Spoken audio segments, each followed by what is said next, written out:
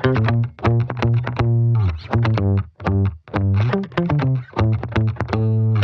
welcome. My name is Andrew Garside. I'm one of the senior brokers here at Caleb & Brown, the cryptocurrency brokerage. And I'm here today with Olivia Long. How are you going? Hi. Yeah, great, thank you. Great to be here. Good to have you. So Olivia's here from SMSFai. Do you mind giving us a little bit of an intro into the business? Absolutely. So SMSFai is a specialist SMSF administration firm. So we help people establish and run self-managed super funds. We combine the best of AI or technology with personalised service to handhold people through the joys of running a self-managed super fund. Perfect. Awesome. So look, we're here today to learn more about the business, learn more about cryptocurrency and self-managed super fund.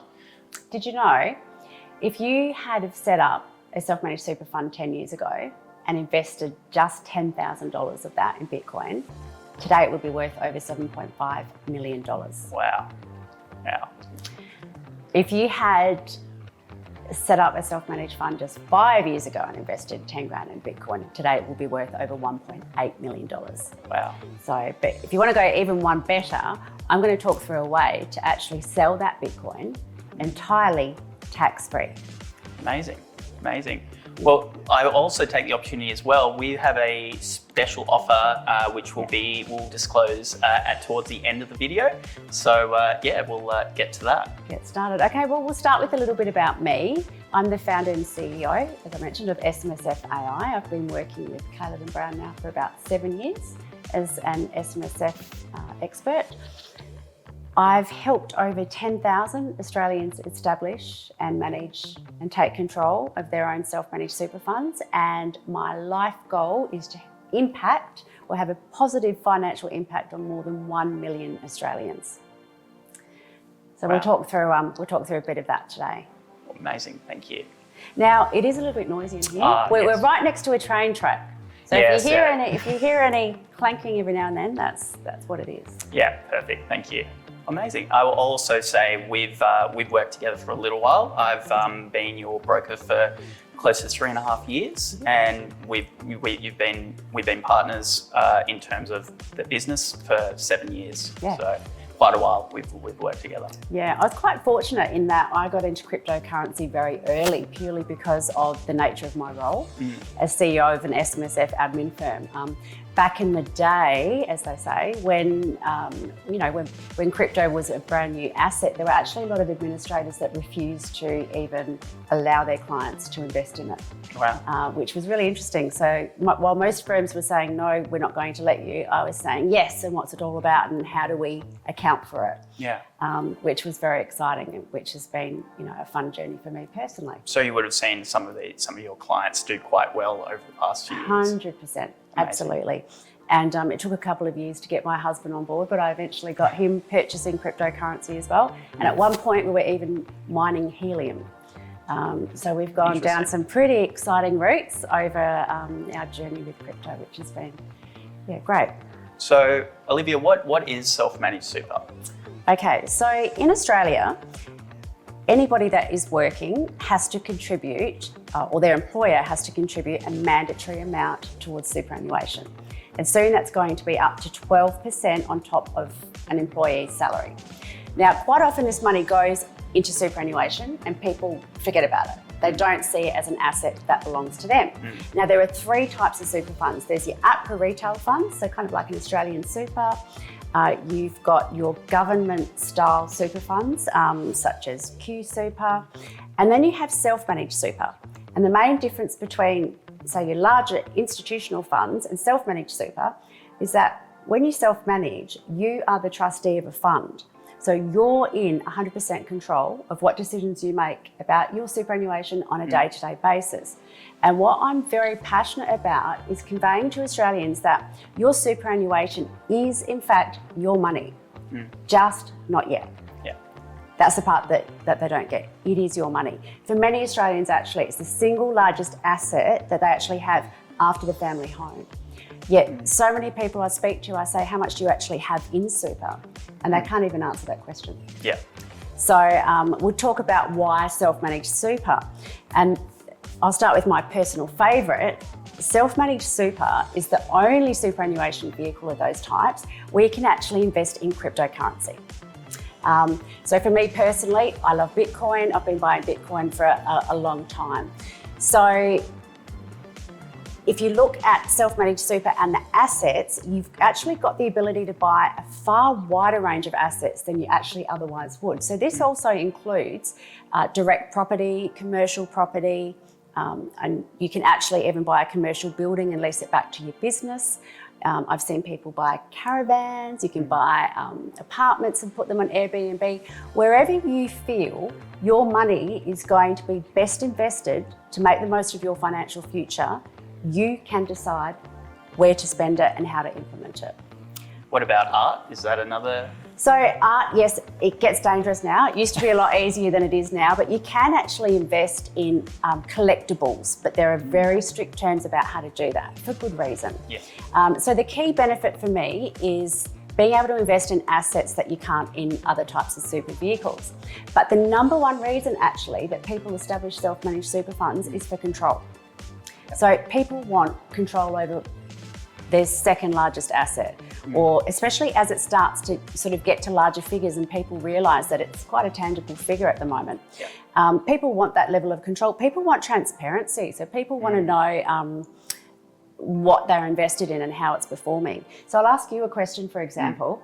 How's your super fund performed over the past 5 years? As far as I know, it's done well, but I also wouldn't know in terms of comparisons with any other super fund as well. Okay, so the actual answer is, and this information was released last week, so it's quite fresh off the press, is that the APRA funds returned over a 5-year period to 30 June 2023, just 5.3%. Wow. So 5.3%. I don't know about you, but I can go and get a term deposit somewhere for 4.95%. Exactly. Without having to have a whole bunch of fund managers help me with that. And also far less risk. Yep, 100%. Okay, so that's the actual stats, hot off the press. That APRA super funds returned over a 5-year period to the 30th of June 2023, just 5.3%. Wow. So 5.3%, like in my opinion, I can go and get a term deposit that's close to 5% without needing a whole team of experts to manage my superannuation. Yeah, yeah. I suppose much cheaper to do that as well. Yeah, 100%. So then it's interesting, over that same period, self-managed super funds returned 6.4%. So they actually outperformed the APRA funds. I dare say that figure, because of cryptocurrency, is likely to be even higher over the past sort of year or so. So when you look at that, it's quite interesting. So they outperformed the so-called experts, and I dare say that figure is going to be much higher once we get the stats actually in for the 24 and the 25 period, because of what cryptocurrency has done and the markets in general. Yeah. So there's a bit about that. So with self-managed super, the thing is, over the years, a lot of people tend to be talked out of them. They're too complex, they're too hard to administer, they're too difficult to run. And the fact is, they are difficult. There's a lot of legislation that governs the rules and what you can and cannot do. And it's not easy and it's not for everyone. But there are experts out there who have designed their whole services around hand-holding people on that journey. Just like you hand-hold people through buying crypto, deciding how to invest and actually how to do it. So that's a bit about what we're about. So if we talk about then, I suppose the $1 million question that we see is, how much does a person need to establish a self-managed? That's always something I always wonder. Do I need to have a few $1 million to make it worthwhile having an SMSF? Yeah. Now, so a bit of a tip here. In Australia, it's recommended across dealer groups that for a client to have an SMSF, they really need a starting balance of around 500,000 or so.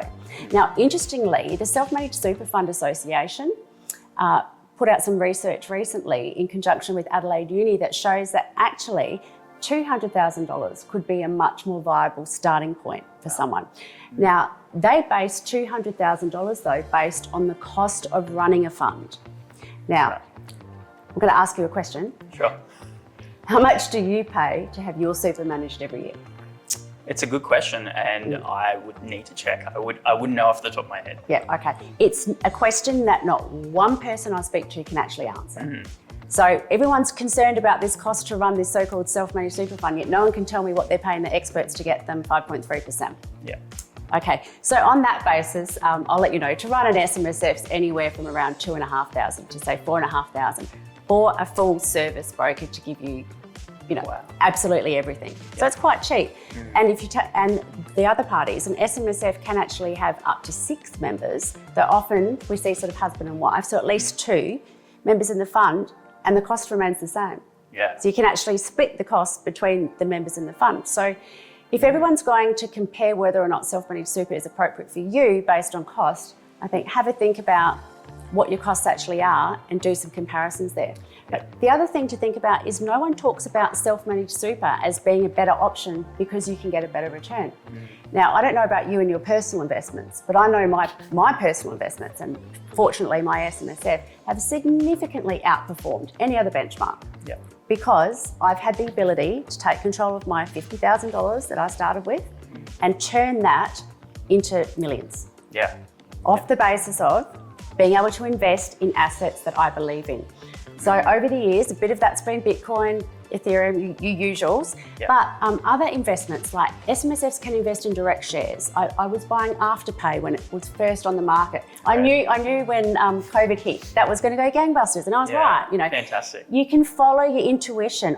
There's an accounting stock called Xero. Stockbrokers will remember me from years ago telling them buy Xero at $5. And that's off the charts now. So it's the ability to take control, be engaged with your money, see it on a daily basis, see it in your bank account and spend it. And then actually manage your fund each year and have a look, understand how did it perform? Should you be doing something differently? It's your money. Yeah, I really like what you said around the whole transparency part of it, because to be honest, if I looked at my super and you have a list of different funds, you have the names of them all, and you might have high growth, Australian high growth, or you might have all these different names, but you actually don't know exactly what they're invested in. Correct. You just know the name of the fund, and perhaps you may know the performance of it, but even then, there's not a lot of information. It is a bit secretive. Yeah, absolutely. So I'll talk about my friends. I've been going on about self-managed super for over 20 years, but 5 years ago, I'm like, right, we're aging. It's time to get serious about your super. What are you doing? Now, if they had actually done what they wanted to do and spent the time to set up their self-managed funds and look at their investments, if they had put just $10,000 of their super into, say, Bitcoin, today it would be worth $1.8 million. Wow. Now that's just cute, and even better, I'm going to explain to you in a minute how they can actually eventually sell that entirely tax-free. Now the reason I'm so passionate about it is because I think after we've all worked hard our entire careers, we all deserve to retire with money in the bank. We should be able to have a great retirement, not just be able to retire and just be able to afford to live, which is how I see so many people actually who are at that age at this point in time. Good old cost of living crisis, right? Yeah. It's really sad. And so here's the absolute kicker about self-managed super, right? If you buy an asset, whether it be crypto or direct property, because I have a lot of clients that love property. I love property also. You've got to hedge your bets. If you buy property in your self-managed super fund while you're in accumulation mode, that's where you're contributing to your super and you're building it up. If you hold it until you retire, with a self-managed fund, you can convert your account from an accumulation account into a pension fund. And basically, thereafter, any income earned on those investments, so any rent from your property or any capital gains, tax we're talking, so if you decide to sell the property, sell your Bitcoin, is entirely tax-free. Wow. So entirely tax-free. And there's a reason you don't see that thrown around everywhere. I think not everybody likes selling the fact that you can set up a super fund and sell assets eventually tax-free. The technical term for tax-free, if you want to Google it, because don't trust me, is exempt current pension income. Now, I don't know about you, but I don't see people rushing out to go see an exempt current pension income seminar or webinar. No. And if someone was spruiking it, no one would even know what they were saying. I've never heard of it before. Yeah, I didn't many even people realise that was haven't. a thing. Why is that a secret? It's one of the biggest benefits of super. It's one of the biggest benefits of helping Australians prepare for the retirement. It's like, so it goes down to, and I'm not giving advice here, but if you're going to buy a property in your personal name or buy it inside a super, which one's going to give you the better outcome when you get to the point where you're ready to sell it from a taxable overall position? Yeah. Well, at the end of the day, as you said, you've worked so hard your whole life. You don't want to leave any sort of money off the table. You want to try and make as much as you can. Absolutely. And you certainly don't want to be taxed more than what you need to be. 100%. And look, superannuation, even when in accumulation mode, self-managed super funds are taxed on income at just 15%, and capital gains are actually reduced to a 10% for assets held longer than 12 months anyway. So again, SMSFs or self-managed funds are the single most tax-effective vehicle in Australia. Now, one of the final reasons why I love them so much is being a business owner. Any assets that you actually hold in your super are actually protected from your creditors if something goes wrong in your business and ends up winding up.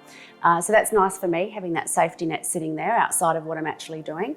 But also, a self-managed super fund is a vehicle that you can create and establish as a legacy.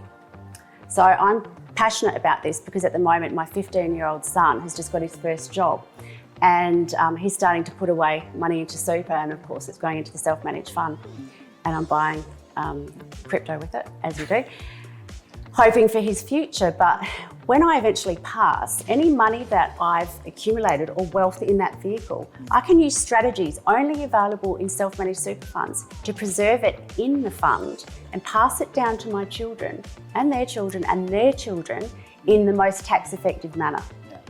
So I'm actually not just creating a legacy for me, I'm creating a vehicle that's going to last for generation after generation. Yeah, so you've worked hard, but also your hard work is going to benefit future generations, and that's amazing. Yeah, 100%. That's why I'm taking it from 10,000 Australians to 1 million.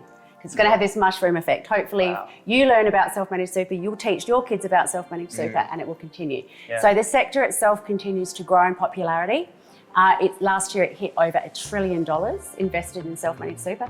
And interestingly, the most recent stats show that 30% of new fund establishments are coming from people under the age of 45. Now, I love that because when I first started 20 years ago in this industry, the only people setting up retirement funds or self-managed funds were aged 60 or 65. I don't know if you've seen all the DIY super material with all your aging, you know, the aging generation, oh, you're perfect for a self-managed super fund. Again, they're basing it on cost. So now that people, I'll talk quickly about how to set up a fund, and here's my number one tip. Okay, it can be really hard. Go and do it on your own. You'll need a lawyer, a tax agent, an accountant, a actuary, and the list will go on, right? Or you can just go to an SMSF specialist, they'll do everything for you. But most importantly, they can have a new fund set up for you within 24 hours. Wow. And that's generally what I do for my clients. It's quick, it's easy, it's simple because we've been doing it for 21 years and we've got the process down pat. Not to mention, I'm sure it's cheaper as well, rather than hiring each of those separate parties. Way cheaper, way cheaper. The other side is, you know, you can deal with an SMSF specialist for the admin part, or you can go it alone and then take all your documents to an accountant at the end of the year. Now, far riskier to do that, and personally, reading superannuation legislation does not excite me. I'd rather be spending my time learning about investments or walking on the beach. So I'd say get a partner that can handhold you through the journey of what you have to do on the admin and the compliance side, which is boring, and focus on the fun part, deciding where you're going to invest it and making the most of what you're going to do with it. Yeah. So the other tip I'll give you is, in this industry, you do get what you pay for. So if you're going to go and find the cheapest provider, then you will be doing a lot of work yourself, which is fine if you've got the time and you've got the desire. But again, the average costs are from $2,500 to $4,500. So if you and those costs, I should add, come out of the super fund. So a lot of people don't even know that. So the fund is its own entity, it pays its own expenses, and it invests as it will. So literally, we establish a fund, we help our clients with their rollovers. So we would roll over any super that you've got in other vehicles into the new super fund and the bank account. And then as trustee of the fund, you have control of that money. You need to sit down and decide, and actually we'll give you a template for an investment strategy. How are you going to invest that money? Right, yeah. Well, and it's at that point, everyone kind of deer in the headlights, a bit different. Once it's there and you've got your money ready to spend. Yeah. People are actually really focused and excited, and they feel empowered. I love that. Definitely. I know for me personally, if I'm making the decisions, you feel much more empowered and you feel much more excited by what you're doing.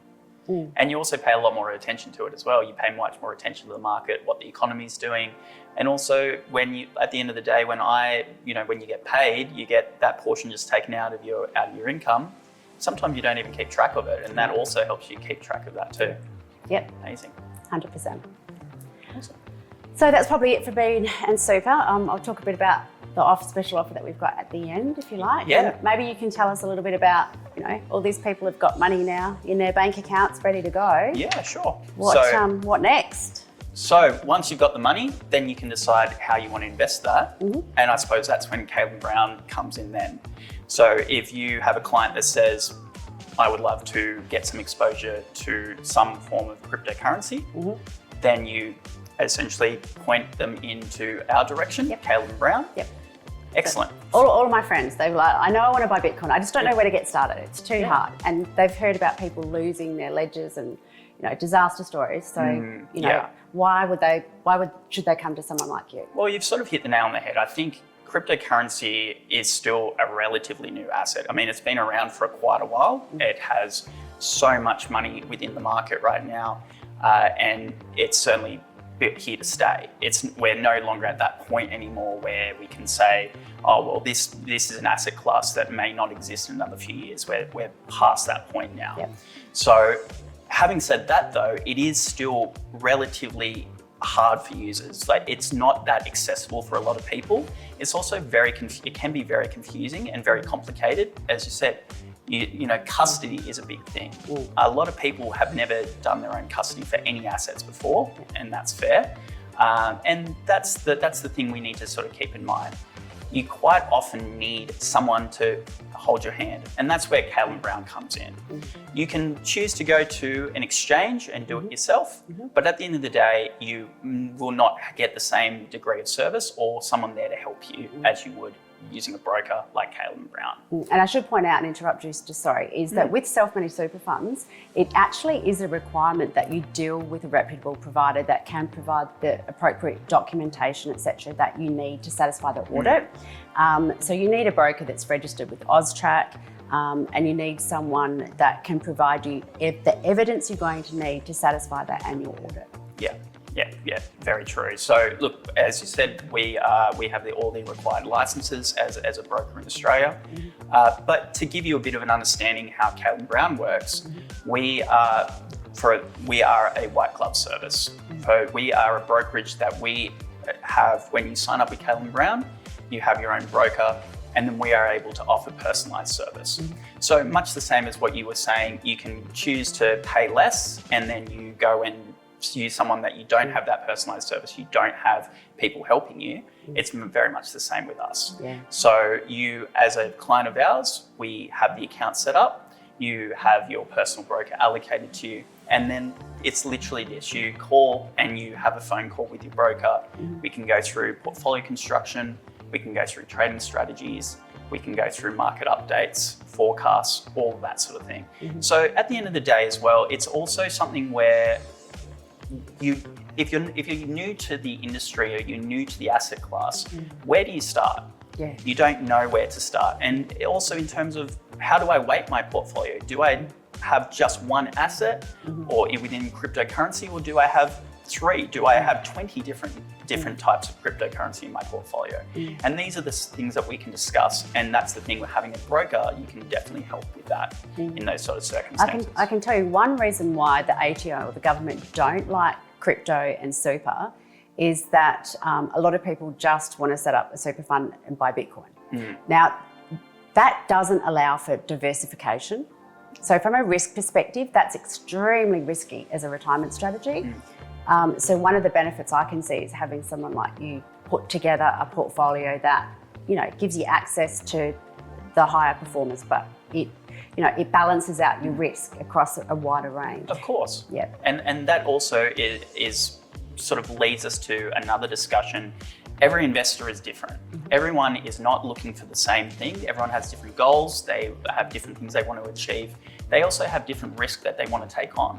So it's not just a standalone, this is what you should invest in. And this is where having a broker, you can speak to your broker. We can obtain what those goals are. We can get an understanding of what you're looking to do. And then we can cater the portfolio around that. As you said, crypto is inherently a risky asset class. So it's obviously something that you need to be careful with, but it's also something where you can pick certain assets to help you and maintain and mitigate that risk as well. Yeah, 100%. And again, another key benefit of super, self-managed super, is that you can have a bit of crypto, have your gold or your property out, or direct shares, whatever it is outside of it as well. Yeah, and that's where also the collaboration between Caitlin Brown and yourself works really well, because you're able to then create this overarching portfolio for your clients, and you have a client that wants some exposure to cryptocurrency, and they come to us to obtain that exposure. And then we sort of get into the micro part of it and go through the portfolio on that cryptocurrency exposure. But you've got many different people helping you, and you've got many people, different knowledgeable people to help you obtain that exposure as well. Yeah. Now, one of the most important things that we touched on is where you store your crypto. And the reason I raise that is because with a self-managed super fund, one of the key rules is that you buy your crypto in the name of the fund, and that it's kept entirely separate to any personal assets. So that means you need to store it on its own ledger, whether it be an actual ledger or a cold wallet of some sort, or whether it be with your provider. So the main thing is, with your crypto, that you need to ensure that it's kept entirely separate to any of your personal assets. So that means the crypto needs to be purchased in the name of the fund. It needs to be kept and stored separately to any of your personal crypto, and it needs to be stored appropriately. So that includes whether it be on a cold wallet or whether it be with yourselves. It needs to actually be at an address that you can provide to the fund auditor at the end of the year, because they will need to verify that the assets are still held and that they're actually held in the name of the fund. So that's really important. Now, the biggest and riskiest area I've seen here is I've literally seen a client lose about $500,000. They were trading with an exchange online, and they went to do a transfer to a cold wallet, and a pop-up came up. And they clicked on the pop-up thinking it was a help icon from the provider they were trying to download it to the ledger from. Long story short, it disappeared, it was hacked, gone. And I've heard that story time and time and time again, and I can trust you.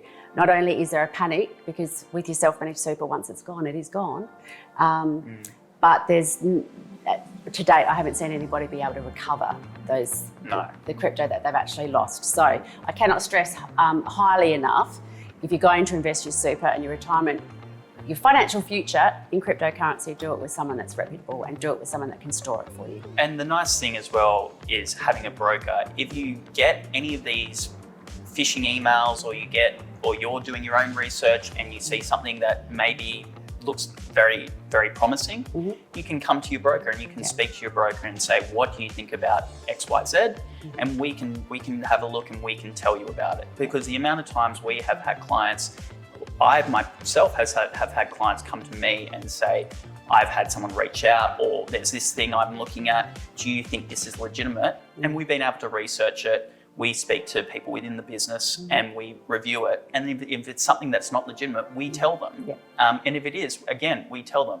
So it's really important, particularly in this industry, to be safe, but also the point being, having a broker is that you have someone there to help protect you at the end of the day. I guess this is probably a great time to actually have a bit of a chat around the market. And if you're going to invest in cryptocurrency, what sort of factors are we looking at that, you're managing your money? What factors should we be looking at in terms of macro factors, political factors, and we also need to look at the market as well. So the last quarter has been quite eventful, and that is the result of a number of things. Whether politically, we have a Republican victory in the US, and that is also, the market has looked at that as much more pro-crypto. They are indicating that they have a much more pro-crypto stance.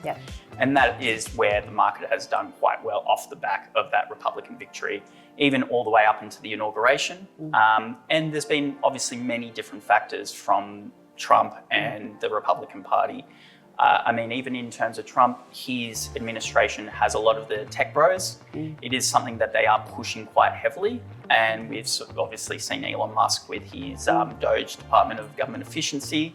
And there's been a lot of conversation around regulations and how that will come into effect in the US. You've just spent 2 months over there, haven't you? I have, yes. Yeah, that's nuts. So you would have been there for all of that vibe. Definitely, yeah. So there was a lot of excitement over there, and there was a lot of I was over there, as you mentioned, for 2 months. I was meeting clients, and again, that's what you can expect from having a broker, going and meeting, and we can have face-to-face meetings and chat in person as well. It doesn't have to be just over the phone. But yeah, you're right, and there was a lot of positive energy. A lot of our clients in the US were very excited. And we've seen the market act accordingly. So it is something as well that Trump has spoken about, Bitcoin, potential Bitcoin reserves. Whether or not you believe that's going to come into fruition, we don't know yet.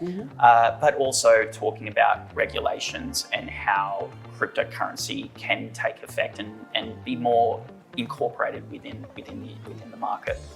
So just for me, what impact will a Bitcoin reserve have? It is an interesting factor. So it is more the case that as a Bitcoin reserve, the US government will be like they would with gold, purchasing Bitcoin and holding that on their balance sheet. Right.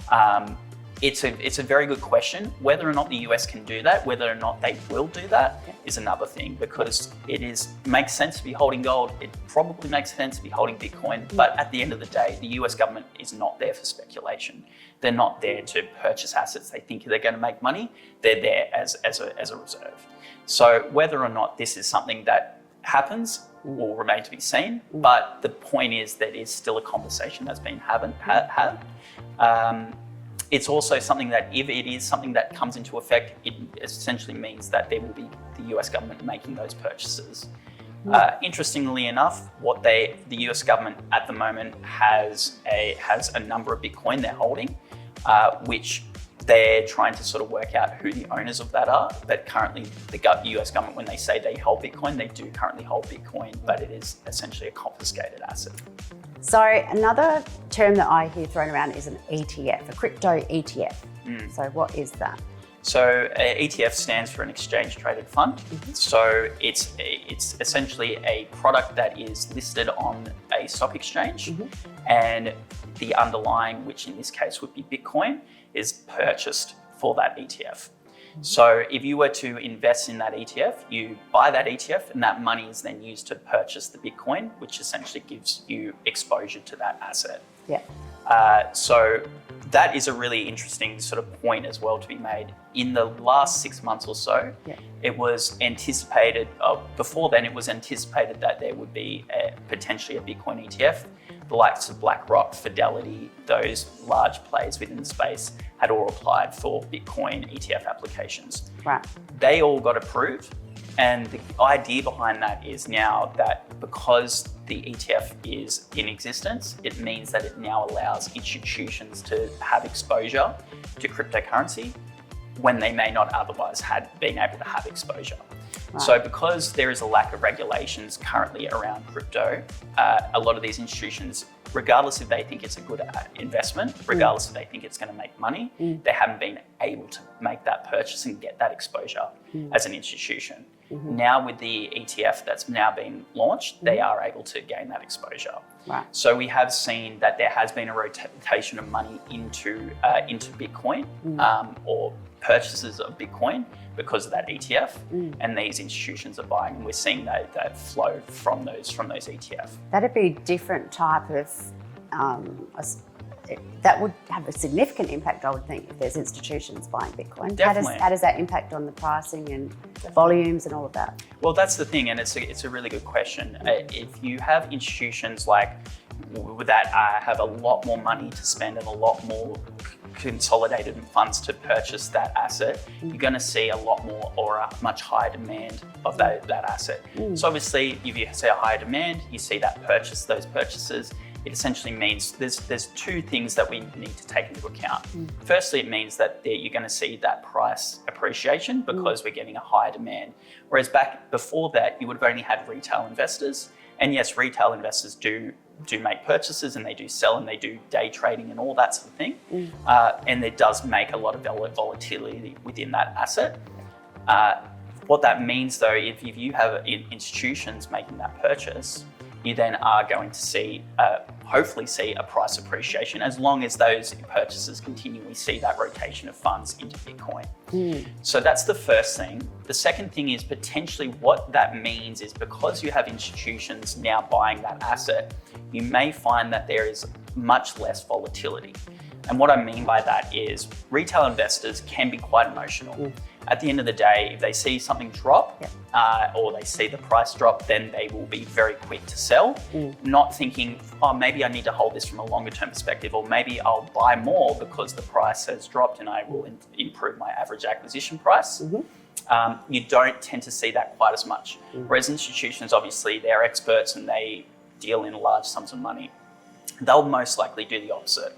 So you'll see selling from retail, but you'll see institutional investors come in and say, this is a great price, we're going to improve our price and purchase there. So what that means then is that volatility, you're not going to see what's known as a drawdown, which means from the top to the bottom, how large is that difference between from the time that it's sold and to the point that it gets to the lowest point. So I think what we're going to see then is we will see much less volatility. The drawdowns won't be so severe. So that's also a benefit from it. Having said that though, it also means that if you're not already in Bitcoin or you're not already in those assets, it just means that you may not get the opportunity that you once did. In terms of buying at a much lower price. And we saw that in the last cycle. We saw Bitcoin go very close from 70-odd thousand US dollars all the way to 15,000 US dollars or very close to that. So that gave a lot of people an opportunity, if they had missed out on those lower prices, to get in and make a lot more money. Whereas now I think we're going to see a softening of that volatility because of this institutional interest. And make no mistake, we are seeing institutional interest. And one of the factors of that as well is that we're seeing open interest increase. So that's been increasing over the last few months. And the reason that indicates to us that we're seeing a lot more institutional involvement. Funding rates have also changed, indicating that as well. So there's a lot of factors when it comes to institutional involvement, but these ETFs, so to be clear, there was a Bitcoin ETF and an Ethereum ETF. Those have both been launched now. And as I said, you've got BlackRock and you've got Fidelity and you've got a lot of these players now having those ETFs trading on the stock exchange.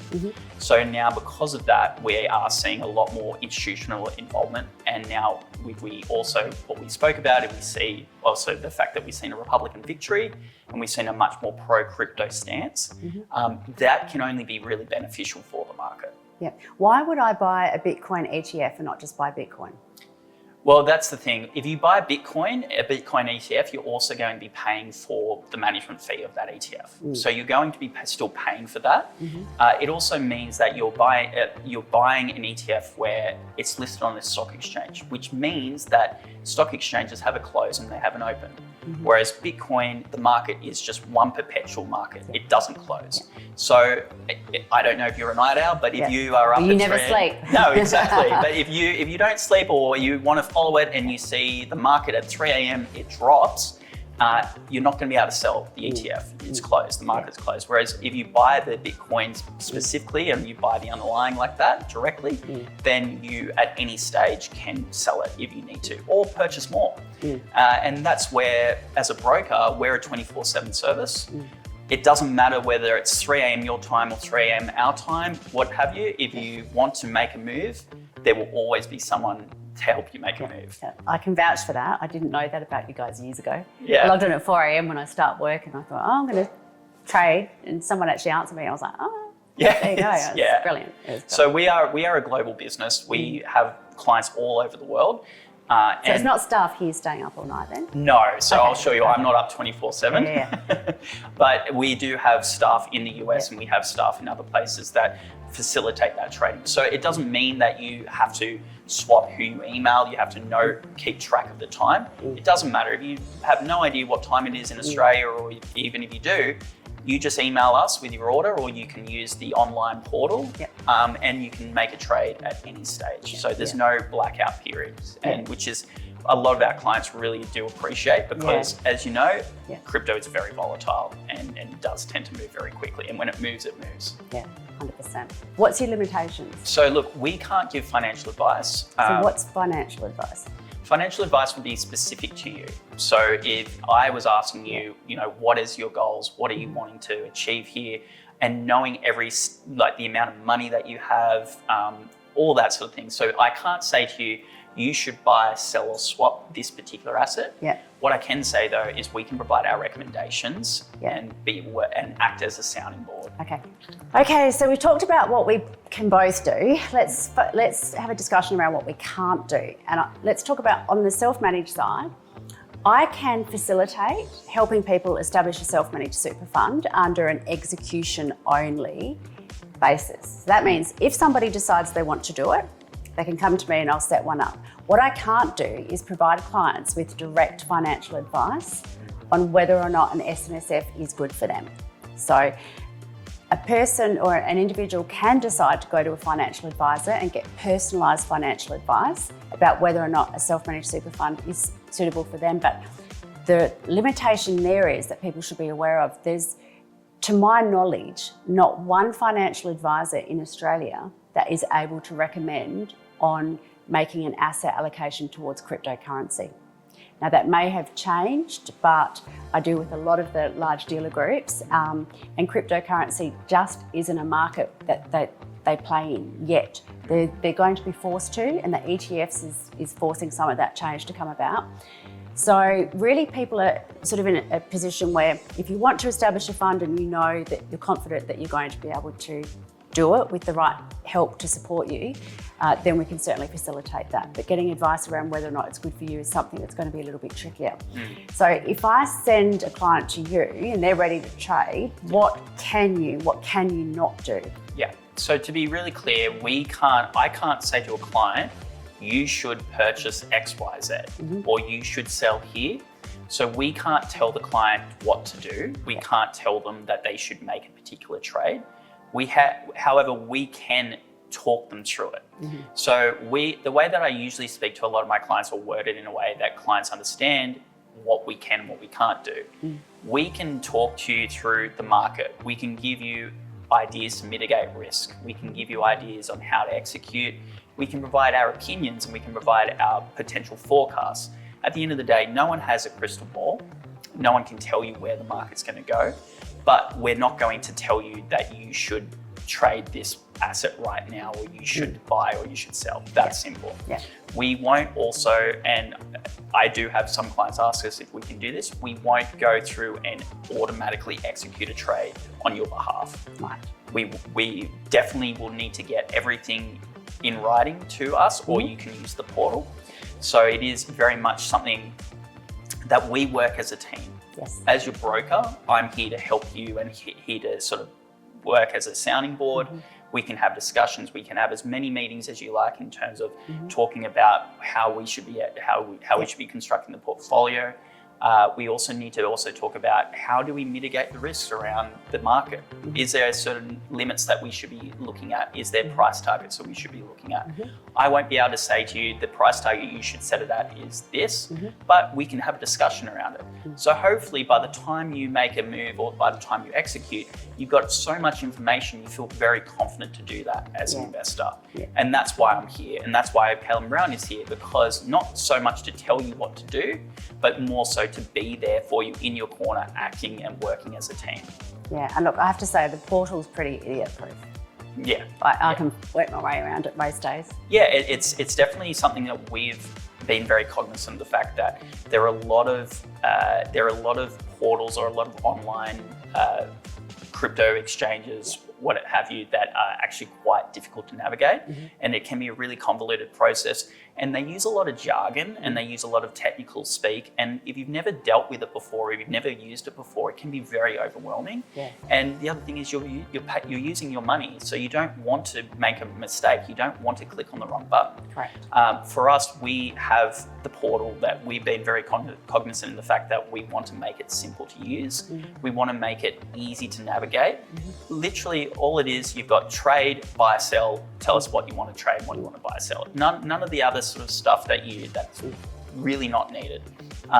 The other thing is too, you've also got your broker.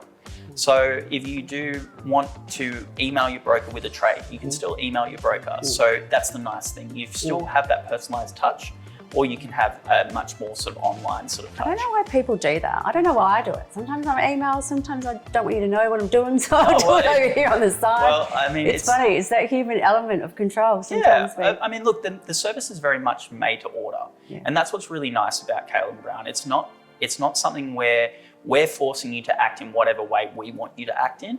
Whatever you feel comfortable with. If on the day you feel more comfortable emailing me your order, go ahead. If you feel more comfortable using the portal, again, that's fine. We have many clients that prefer to just utilize their broker and speak to their broker, but we have also many clients that prefer to use the portal, and it's up to them. Yeah.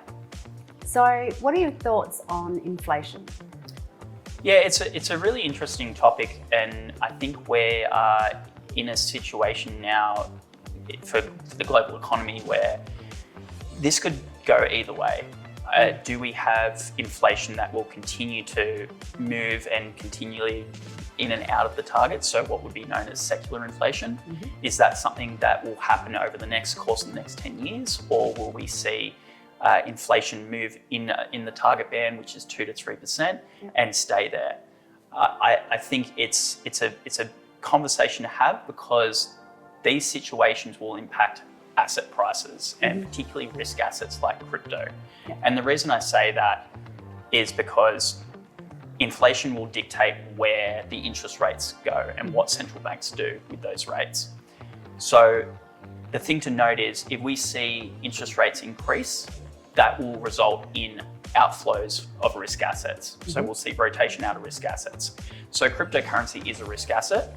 So if we see an increase in the interest rates from central banks, that will impact the market. And the other way as well, if we see that central banks decrease or move into a loosening strategy, and we see interest rates start to drop, then that's going to be beneficial for crypto markets and risk assets. We're going to see rotation money into that. And that's what sort of happened over COVID. And that's why we saw crypto do very well off the back of that, is because we saw a very aggressive move from central banks around the world, where they were loosening their rates and they were dropping rates very quickly to account for the lack of demand because of COVID. So that is why we saw a nice amount of money moving into the market. I mean, obviously there's other factors, and there's factors like quantitative easing, and we've seen more money sloshing around in the economy, and that will also impact asset prices as well. But that's the thing to note, and that's the thing we really need to keep on track of, and that's where one of the thematics we need to really note is that, where do we see interest rates going? Where do we see inflation going? Are we going to see it move higher? Are we going to see the central bank achieve, which it's looking like they are, the Fed is looking like they're going to achieve that soft landing, which they were really wanting to do, but we're still in the early stages. So I think we are at a point right now where we are seeing tariffs from Trump. We're seeing inflation in the US just recently moved up slightly higher. So it isn't just continually going down, it does move. And we do see a lot of uncertainty around the macro.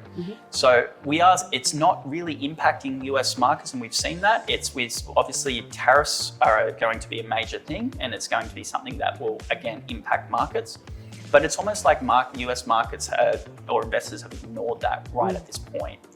And that's something that we need to keep on track of, and we need to be paying attention to, and that's something where your broker will help you with that, yourself will help with as well, and it's something that you have a team that will essentially help you keep track of these things, because make no mistake, interest rates do impact markets. Well, thanks so much, Olivia, for your thoughts today and the discussion. But before we wrap up, I just wanted to sort of get an understanding. Is there any other final thoughts that you might have? Okay, so self-managed super funds are the most tax-effective vehicle in Australia. There's no point making all that money only to have to pay half of it away in tax. So that's pretty simple. They're also the most flexible superannuation vehicle.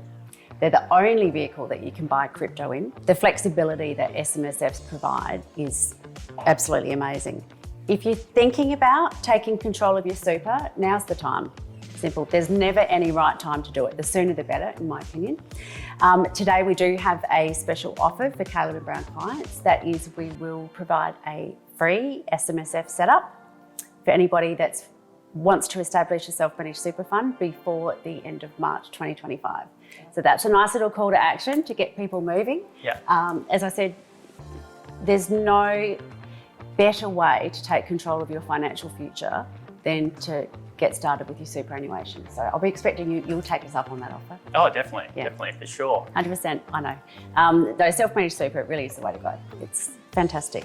Okay, awesome, thank you for that. So where do we go if we want to continue with that? Okay, there should be a link below. Click on the link which will take you to our landing page. On the landing page, you'll find a free ebook on how to buy crypto with your super, which I've written and made available there. And follow the links through. You can get a free consultation to talk about your personal situation and where you'd like to go from here. Amazing. Thank you so much. You're welcome.